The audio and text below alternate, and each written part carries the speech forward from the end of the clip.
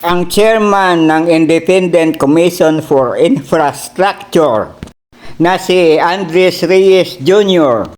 Ang solusyon daw sa corruption ay love.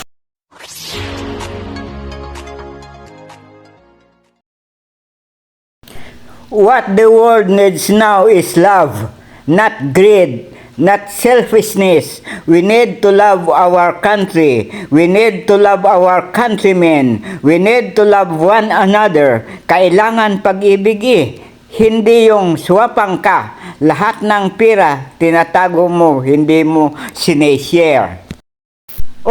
Dapat magmahal naman kayo. Mag-share kayo ng inyong mga nakurakot.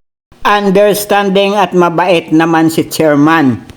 Malaki ang posibilidad na maabsuelto kayo sa inyong mga kaso. Gumawa pa nga siya ng placard para talagang maintindihan nyo ang kanyang mensahe.